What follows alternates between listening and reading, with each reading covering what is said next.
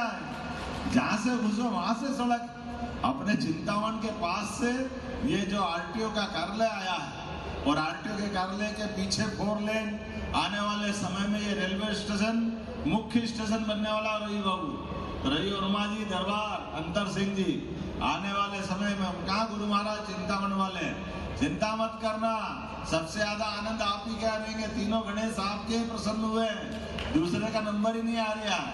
चिंतामन, इच्छामन और सिद्धि विनायक परमात्मा की दया से आज के इस अवसर पर एक बार फिर जब मैं अपने सामूहिक विवाह को देखता हूँ तो इनकी परिवार की परिस्थिति के आधार पर समाज के साथ खड़े होकर के आप सबसे भी निवेदन करता हूँ कि हमारे जीवन में अगर आपने 2 पैसे भी कमाए हो तो फालतू मत खर्च करो।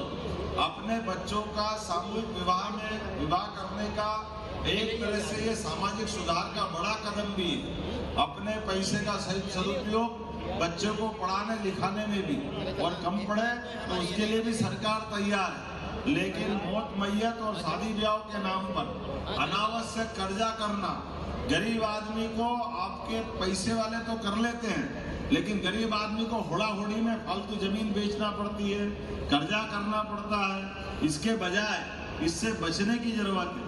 लेकिन जब मैं आपसे बात कर रहा हूँ तो मुझे इस बात का आनंद है कि यहाँ लगभग 40 जोड़े विवाह में जुड़ रहे हैं और 70 जोड़े, बाप रे, मैं 30 कम कर रहा था। और इस अवसर पर यहाँ के बाद दाऊद खेड़ी, नागदा, कार्तिक मेला, नरेंद्र मोदी खेल प्रसाल, अलग अलग स्थान पे जा रहा हूँ।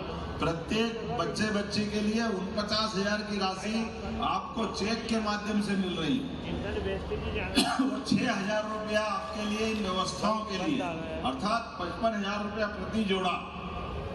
लेकिन आज इस अवसर पर राशि का सवाल नहीं है। हमारे जिनके परिवार में बेटी अब बहू बन के पहुंच रही है, उनके परिवार में लक्ष्मी आ रही है, ऐसे सभी माँ बाप से निवेदन करता हूँ, माँ के लिए नई बेटी आ रही है और बाकी परिवार के लिए भी हमारे आने वाले मेहमान इस घर की समृद्धि के लिए सक्षम बने और चतुर्भुज रूप में दूल्हे का आज के बाद जीवन चालू होगा। तो परमात्मा की दया से आपका दाम्पत्य जीवन भी सुखमय सफल बने, मेरी अपनी ओर से शुभकामना भी है। आज यहाँ से जाने के बाद धार में भी नर्मदा नदी के माध्यम से सिंचाई का एक बड़ा कार्यक्रम हम करने वाले हैं। इसके बाद में आज अक्षय तृतीया भी है और भगवान परशुराम जी की जयंती भी आज ही।